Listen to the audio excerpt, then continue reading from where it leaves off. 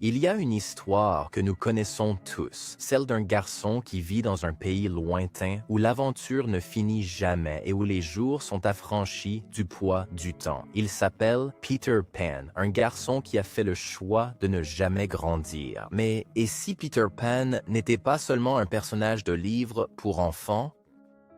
Et s'il était le symbole d'une réalité plus tangible? Et si, aujourd'hui, tant d'hommes étaient prisonniers du pays imaginaire, non par choix, mais par la force des choses? C'est ce que les psychologues appellent désormais le syndrome de Peter Pan, un phénomène où des hommes adultes se retrouvent incapables ou peu disposés à assumer les responsabilités de l'âge adulte. Ils traversent la vie comme s'il s'agissait d'une ère de jeu sans fin, évitant les exigences relations stables et le poids des responsabilités. Nous allons explorer pourquoi tant d'hommes modernes peinent à devenir adultes. Nous examinerons comment la société, l'éducation et les peurs intérieures peuvent maintenir quelqu'un dans une adolescence perpétuelle. Et plus important encore, nous essaierons de comprendre ce que signifie vraiment grandir et pourquoi c'est important. Le terme « syndrome de Peter Pan » a été utilisé pour la première fois par le psychologue Dr. Dan Keeley en 1983. Dans son livre « Le syndrome de Peter Pan, ces hommes qui n'ont jamais grandi », Keeley a décrit un nombre croissant d'hommes qui, bien qu'ayant atteint l'âge adulte, semblaient bloqués dans un état d'adolescence perpétuelle. Des hommes qui résistaient à la progression naturelle vers la maturité, s'accrochant plutôt au monde insouciant de la jeunesse. Il est important de noter que le syndrome de Peter Pan n'est pas un diagnostic officiel. Salbalsener offre dans le DSM ni dans aucun manuel de psychologie officielle. Et pourtant, ce concept a trouvé un écho profond, car il décrit quelque chose que nous pouvons tous observer en nous-mêmes, chez les autres et dans le monde qui nous entoure. Il ne s'agit pas tant d'une étiquette clinique que d'un cadre de réflexion, un prisme à travers lequel nous pouvons examiner les manières subtiles dont les hommes modernes évitent le poids de l'âge adulte. Au cœur du syndrome de Peter Pan se trouvent 3 traits caractéristiques. Tout d'abord, l'immaturité émotionnelle, l'incapacité ou le refus de gérer ses émotions de manière mature. Au lieu d'affronter les conflits ou l'inconfort, on se réfugie dans la distraction, que ce soit par le divertissement, les addictions ou simplement en niant la réalité. Deuxièmement, la peur de l'engagement. L'engagement, qu'il s'agisse de relations, de carrière ou de choix de vie, exige des sacrifices. Il demande que nous nous investissions profondément dans quelque chose qui dépasse le simple plaisir personnel. Mais pour l'homme coincé dans le syndrome de Peter Pan, l'engagement ressemble souvent à un piège, une fin à la liberté plutôt qu'un chemin vers l'épanouissement. Et troisièmement, l'évitement des responsabilités. La véritable vie d'adulte implique un sens du devoir envers nous-mêmes, envers les autres et envers le monde. Pourtant, l'homme Peter Pan esquive cela. La responsabilité est perçue comme un fardeau, un poids inutile qui entrave la recherche de plaisir, de nouveauté et d'évasion. Mais d'où cela vient-il et pourquoi cela devient-il de plus en plus fréquent dans le monde d'aujourd'hui? Grandir n'a jamais été facile. Mais dans le monde d'aujourd'hui, de nombreux hommes trouvent le passage à l'âge adulte non seulement difficile, mais presque impossible. Pour comprendre pourquoi, nous devons regarder au-delà de l'individu et examiner le monde qui le façonne. Dans les générations précédentes, on devenait adulte très tôt. À 18 ans, voire plus tôt, on attendait des hommes qu'ils endossent des rôles d'adultes. Travailler, se marier, subvenir aux besoins des leurs. Aujourd'hui, la donne a changé. Les études se prolongent souvent bien au-delà de la vingtaine, et l'instabilité économique rend des étapes clés comme l'accession à la propriété ou l'indépendance financière perpétuellement hors de portée. Le monde exige des qualifications, des diplômes et de l'expérience, tout en offrant de moins en moins d'opportunités de les acquérir. Les étapes qui marquent le passage à l'âge adulte sont désormais retardées, tout comme les responsabilités qui nous obligent à mûrir. Il ne s'agit pas seulement d'une question de contexte. La vie moderne offre une multitude de facilités séduisantes qui nous incitent à prolonger notre adolescence. Les jeux vidéo offrent des aventures infinies sans risque. Les services de streaming proposent du divertissement à la demande. Les réseaux sociaux offrent de la validation sans connexion. Imaginez un pays imaginaire, une vaste contrée numérique où l'évasion est toujours à portée de clic. Un refuge idéal pour fuir la douleur de grandir, pour échapper à la peur constante des responsabilités qui nous attendent dans le monde réel, si loin de nos rêves d'enfants. La responsabilité sépare jeunesse et âge adulte. Aujourd'hui, elle est plus lourde que jamais. On attend des hommes réussite, intelligence émotionnelle, force, sensibilité et équilibre. Ce poids est écrasant. Une pression écrasante s'accompagne d'une peur intense de l'échec. La peur de ne pas être à la hauteur, de décevoir les autres, d'être rejeté. Pour beaucoup, il est plus sûr de ne même pas essayer, plus facile d'éviter l'engagement, les responsabilités et la souffrance potentielle qui en découle. Et puis, il y a la question de l'accompagnement. Autrefois, les jeunes hommes avaient souvent des modèles clairs, des pères, des mentors, des aînés qui les guidaient dans le passage difficile vers l'âge adulte. Aujourd'hui, beaucoup grandissent sans figure paternelle stable. Le mentorat a décliné, les rites de passage ont disparu. Sans modèle pour incarner la maturité, beaucoup dérivent, incertains de ce qu'est l'âge adulte. Et tant d'hommes se retrouvent prisonniers d'un cycle, en quête de sens, mais redoutant le poids que cela impose, en soif de connexion, mais fuyant la vulnérabilité qu'elle exige, désireux de grandir, mais ne sachant pas comment s'y prendre. Nulle part ailleurs, le syndrome de Peter Pan n'est plus visible ou plus douloureux que dans les relations intimes. Si l'homme qui refuse de grandir peut sembler insouciant, spontané et amusant au premier abord, un problème plus profond se cache sous la surface, une incapacité à nouer des liens durables et significatifs. Et avec le temps, le fantasme commence à s'effriter. Au cœur du syndrome de Peter Pan dans les relations se trouve une profonde réticence à s'engager. En apparence, cela peut ressembler à la peur de s'engager ou de perdre sa liberté personnelle. Mais au fond, il s'agit souvent de la peur du risque émotionnel. Les vraies relations exigent de la vulnérabilité. Elles demandent à deux personnes de s'aventurer ensemble dans l'incertitude pour construire quelque chose qui pourrait tout aussi bien échouer que réussir. Pour l'homme Peter Pan, ce risque semble insupportable. Plutôt que d'affronter la possibilité d'un rejet ou d'une déception, il garde ses distances, en restant dans la légèreté, en évitant les étiquettes, en trouvant des raisons de passer à autre chose quand les choses deviennent trop sérieuses.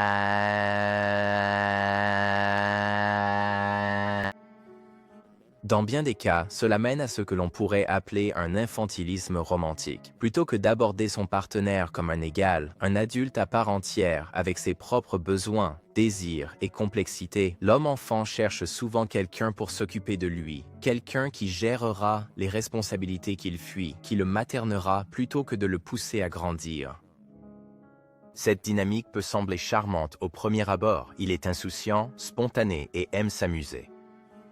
Mais avec le temps, le fardeau change de camp. Le partenaire devient le soutien émotionnel, prenant le relais, gérant les difficultés de la vie quotidienne, tandis qu'il reste au pays imaginaire. Et ce qui était autrefois ludique devient épuisant. L'une des caractéristiques déterminantes du syndrome de Peter Pan dans les relations est l'indisponibilité émotionnelle. L'amour mature exige le courage d'être vulnérable, de partager ses peurs, d'accepter l'inconfort. Mais pour l'homme qui refuse de grandir, ces moments d'intimité semblent menaçants. Il a du mal à gérer les conflits sans se replier sur lui-même, se fermer ou esquiver. Il peut éviter les conversations difficiles, refouler ses sentiments ou se réfugier dans des distractions plutôt que d'affronter la réalité émotionnelle. Cela crée une relation où une véritable connexion est impossible.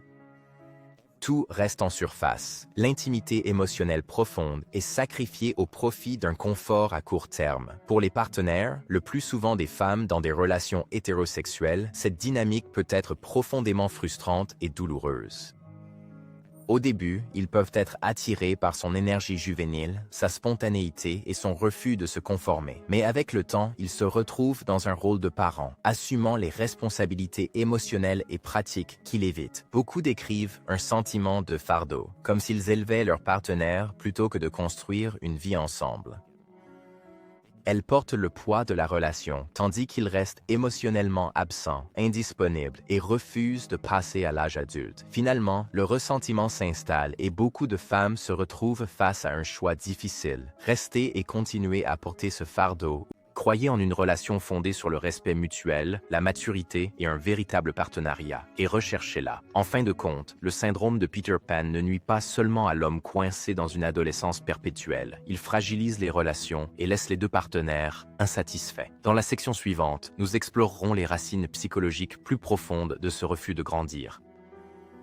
Car avant de pouvoir comprendre comment aller de l'avant, nous devons comprendre où commence la peur. Pour l'homme qui refuse de grandir, fuir ses responsabilités ne relève pas seulement de la paresse ou de l'apathie. C'est ancré dans quelque chose de plus profond. La peur. La responsabilité, après tout, ne se résume pas à des tâches ou à des devoirs.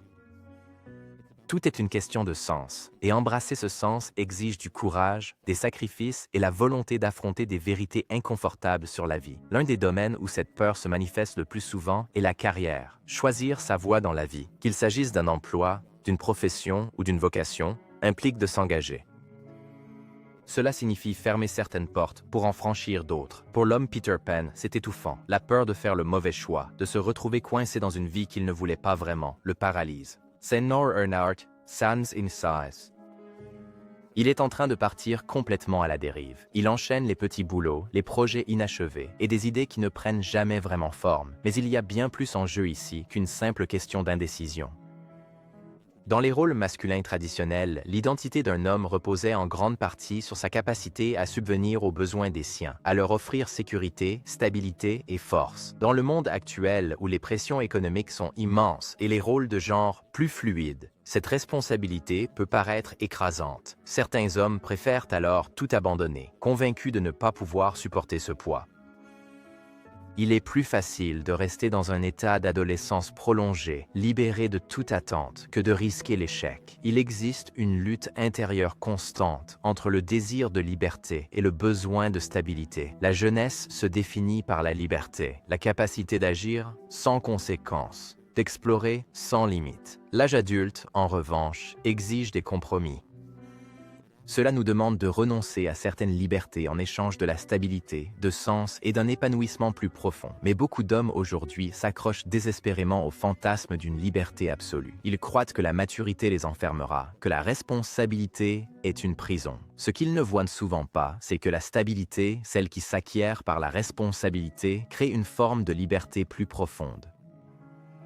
La liberté de construire, d'aimer, de créer quelque chose de durable. Au lieu de cela, ils restent prisonniers du cycle de la quête de nouveautés, sans jamais réaliser qu'ils sont tout aussi enfermés par leur évitement qu'ils craignent de l'être par l'engagement. Sous tout cela, se cache une peur existentielle, souvent innommée. Embrasser véritablement l'âge adulte, c'est affronter les réalités les plus dures de la vie. La maturité s'accompagne inévitablement d'une conscience aiguë de notre mortalité, de l'écoulement inexorable du temps et de la réalité que notre existence est limitée. Si l'enfance semble infinie dans l'étendue de ses possibilités, l'âge adulte nous force à opérer des choix difficiles et à accepter que nous ne pouvons pas tout accomplir. Il nous est impossible de tout devenir ou de tout incarner. Pour beaucoup d'hommes, cette confrontation avec la réalité s'avère être une expérience profondément terrifiante. Grandir, ce n'est pas seulement assumer des responsabilités, c'est bien plus que cela. C'est apprendre à admettre ses propres limites. C'est savoir au fond de soi que la jeunesse est éphémère, que les chances s'envolent et que la vie a une fin inéluctable. Certains fuient cette réalité, s'accrochant désespérément à l'illusion d'une jeunesse éternelle pour tenter de nier leur propre mortalité. Mais la véritable maturité, ce n'est certainement pas céder au désespoir. Accepter pleinement notre finitude, c'est en réalité offrir un sens profond et véritable à notre existence. C'est cette limite même qui nous offre un but, tandis que le poids de nos responsabilités finit par nous révéler à nous-mêmes. Pourtant, force est de constater que beaucoup d'entre nous hésitent encore à franchir ce pas décisif, comme s'ils étaient prisonniers du pays imaginaire. Ils refusent obstinément de grandir, redoutant par-dessus tout de perdre ce qui constitue, à leurs yeux, la valeur essentielle de la vie. Il faut dire que notre monde actuel est devenu totalement obsédé par le culte de la jeunesse éternelle et de l'insouciance. On le voit vraiment partout, que ce soit sur nos écrans, dans la publicité ou sur tous les réseaux sociaux. Être jeune n'est plus seulement une simple étape de notre vie. C'est devenu un idéal, un mode de vie auquel on nous dit d'aspirer, à préserver à tout prix. Mais derrière cette célébration se cache un danger subtil, la croyance que la jeunesse est la seule étape de la vie qui vaille la peine d'être vécue. Nous vivons à une époque où le mode de vie de la jeunesse éternelle est glorifié. Les influenceurs inondent les réseaux sociaux d'images mises en scène, d'aventures sans fin, de spontanéité. comme étant amusant et libéré de tout fardeau ou responsabilité. La culture pop nous vend des histoires de rébellion contre le quotidien, des personnages qui refusent de se poser, qui évitent les attaches, qui privilégient le plaisir et la nouveauté par-dessus tout. Même le langage de la culture moderne idéalise le refus de vieillir. Des expressions comme « on a l'âge qu'on se donne » et « ne jamais grandir » sont des mantras que nous répétons sans réfléchir. Le vieillissement est perçu comme une maladie à éviter plutôt que comme une évolution naturelle à embrasser. Et pour beaucoup d'hommes, cela crée une norme impossible à atteindre. On leur dit que grandir, c'est vieillir, et que vieillir, c'est devenir dépassé. Alors, ils résistent. Ils courent après les mêmes expériences qu'ils ont vécues dans leur jeunesse, croyant que la maturité est synonyme de déclin, d'ennui ou de perte de soi. Ils troquent l'épanouissement à long terme contre la gratification immédiate qu'apporte le fait de paraître jeune, libre et sans attache. Mais il n'en a pas toujours été ainsi. Dans les sociétés d'autrefois, de véritables rites de passage et des rituels précis marquèrent la transition vers l'âge adulte. Bien loin d'être de simples gestes symboliques, il s'agissait de véritables creusets psychologiques, de rudes épreuves forçant le jeune homme à affronter ses limites, ses peurs les plus profondes, ainsi que sa place au sein du monde. Ils lui ont enseigné la responsabilité, la résilience et un but. Aujourd'hui, la plupart de ces rites ont disparu. Il existe peu de transitions claires, peu de moments collectifs qui disent « Maintenant, tu es un homme ». Sans ces repères, beaucoup sont à la dérive. Ils restent suspendus dans l'enfance, ne sachant ni quand ni comment ils sont censés franchir le cap de l'âge adulte. La société n'offre aucune réponse claire et ainsi, le désir naturel de grandir et d'évoluer est remplacé par l'incertitude, l'hésitation et parfois l'apathie. Dans ce vide culturel, nous nous retrouvons avec des hommes qui vieillissent physiquement, mais demeurent des garçons sur le plan psychologique. Non pas parce qu'ils manquent de potentiel, mais parce que le monde qui les entoure ne leur fournit plus l'échafaudage nécessaire pour les aider à grandir. Pour vraiment comprendre le syndrome de Peter Pan, il faut regarder sous la surface, dans l'inconscient, là où des forces psychologiques plus profondes sont à l'œuvre. Ce n'est pas seulement culturel et ce n'est pas seulement personnel. Le refus de grandir est un sujet que Carl Jung a passé une grande partie de sa vie à explorer et ce qu'il a découvert est tout aussi pertinent aujourd'hui qu'à son époque. En psychologie jungienne, il existe un archétype connu sous le nom de Puer Aeternus, l'éternel adolescent. Il est jeune, plein de potentiel, toujours rêveur, toujours sur le point d'accomplir quelque chose de grand. Il refuse les limitations, rejette les frontières et vit dans un monde de possibilités infinies. Le Puer Aeternus représente l'esprit de l'adolescence perpétuelle, épargné par le poids des responsabilités ou par l'inexorable passage du temps. En apparence, le Puer est enchanteur. Il est créatif, spontané et profondément libre. Mais Carl Jung a prévenu que le Puer Aeternus, lorsqu'il est en état de déséquilibre, peut devenir une force destructrice. Son refus de quitter le monde des rêves pour la réalité de la vie le laisse déconnecté, déraciné et, en fin de compte, insatisfait. Il craint l'engagement, car cela signifierait la mort des possibles, la fin de ses rêves de jeunesse. Cet archétype habite de nombreux hommes aujourd'hui. Ils sont pris entre l'attrait séduisant de l'éternel adolescent et la douloureuse nécessité de devenir quelqu'un d'ancré, de mature et d'entier. Jung a également parlé du complexe maternel, qui se trouve souvent au cœur de la dynamique du Puer Aeternus. Beaucoup d'hommes qui ont du mal à devenir adultes ont été soit surprotégés par une mère attentionnée, mais étouffante, soit abandonnés émotionnellement par une mère absente, que ce soit physiquement ou psychologiquement. Dans les cas de surprotection, l'attention constante de la mère empêche le garçon de développer son autonomie. Il est préservé des épreuves qui le forceraient normalement à voler de ses propres ailes. La dépendance devient un mode de vie. Il existe un désir inconscient de rester cet enfant dont on prend soin, qui n'a jamais apporté le fardeau des responsabilités. Dans les cas d'abandon, c'est la blessure inverse qui se forme. Privé de tout sentiment de sécurité intérieure ou de lien d'attachement solide, le jeune garçon finit par se replier totalement sur lui-même. Il cherche systématiquement à éviter toute forme d'intimité ou d'engagement durable, car il craint par-dessus tout de revivre la souffrance de l'abandon. Son développement émotionnel, qui devrait normalement le mener vers une certaine autonomie, se retrouve alors considérablement freiné quand il n'est pas tout bonnement bloqué. Cependant, il est fort probable que la racine la plus profonde de ce mal soit en réalité une peur viscérale et persistante de l'individuation. Jung a décrit l'individuation comme le processus consistant à devenir un soi entier et intégré, quelqu'un qui accepte à la fois les aspects lumineux et obscurs de sa personnalité. C'est un voyage qui exige de faire face à des vérités inconfortables, d'assumer ses responsabilités et d'accéder pleinement à l'âge adulte. Pour le puer aeternus, l'individuation est ressentie comme une menace. Cela exige d'abandonner le fantasme d'une jeunesse et d'un potentiel infini. Cela signifie sacrifier le monde des possibles pour la réalité d'un chemin unique, une seule vie, un seul but.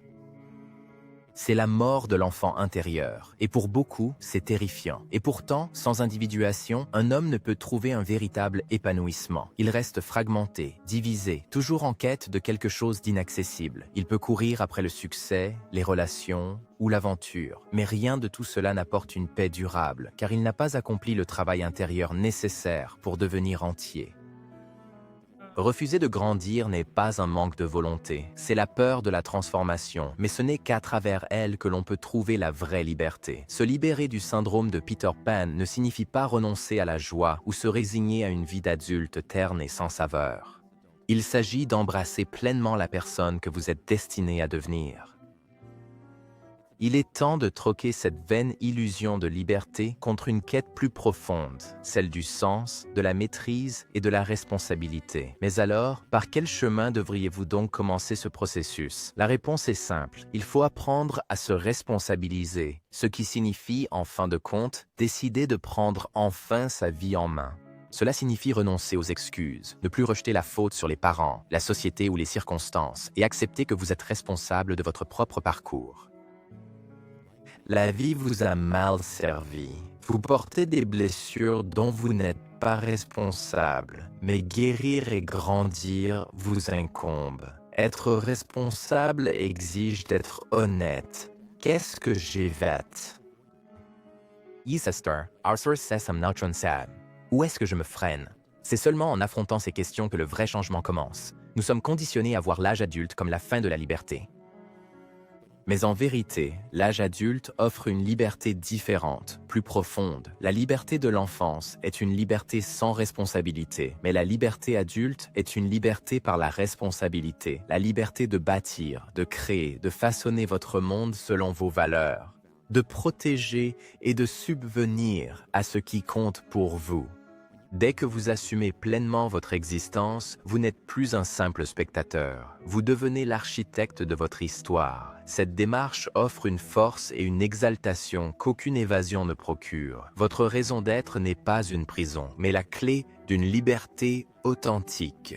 Cela passe par le mentorat et les modèles masculins. Nul ne peut parcourir ce chemin seul. Le mentorat et la fraternité sont essentiels. Dans les temps anciens, les jeunes hommes étaient initiés à l'âge adulte grâce aux conseils des anciens, des hommes qui avaient parcouru ce chemin avant eux et pouvaient leur montrer la voie.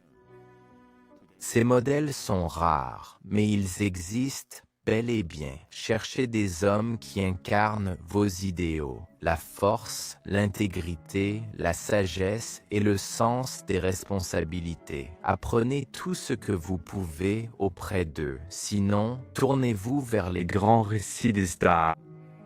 Laissez les voix des grands hommes, vivants ou morts, vous guider. Et lorsque vous aurez pris de la force, devenez ce modèle pour quelqu'un d'autre. Les hommes ont besoin d'autres hommes pour devenir des hommes. Au fond, se libérer du syndrome de Peter Pan, c'est affronter la peur. La peur de l'échec, la peur du rejet, la peur de la mort, la peur de la vie elle-même. Et il n'y a pas de raccourci. Vous devez y faire face directement. Commencez petit, faites les choses que vous avez évitées, ayez ces conversations inconfortables. Prenez des engagements, même s'ils vous font peur. Échouez et recommencez. Chaque acte de courage renforce la résilience. Chaque fois que vous choisissez de tenir bon plutôt que de fuir, vous renforcez votre caractère. L'âge adulte n'est pas une destination que l'on atteint un beau jour. C'est un processus auquel vous vous engagez pleinement, jour après jour, choix après choix.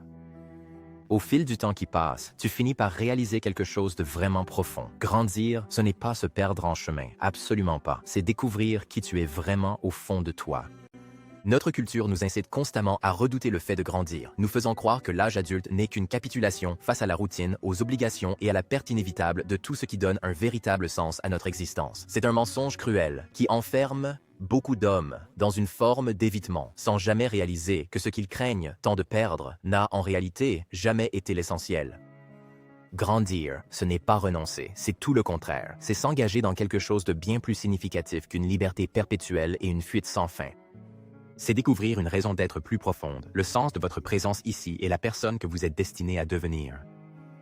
L'âge adulte ne signifie pas renoncer à la joie, à l'émerveillement ou à l'aventure. Cela signifie ancrer ces choses dans quelque chose de réel. Il s'agit de construire plutôt que de consommer, de créer plutôt que de se laisser porter, d'aimer avec profondeur plutôt que d'éviter l'attachement. Et à travers cela, vous découvrez une liberté qui n'est pas éphémère, mais durable. Le chemin qui mène de Peter Pan à un homme déterminé n'est pas facile. Il exige du courage, il demande des sacrifices, il vous demande d'abandonner les rêves infinis de ce qui pourrait être pour embrasser ce qui est. Mais ce faisant, vous gagnez quelque chose de bien plus grand, le pouvoir de façonner votre vie, de prendre votre destin en main et de vivre avec intégrité et sens. La question demeure donc, allez-vous rester au pays imaginaire ou choisirez-vous de grandir?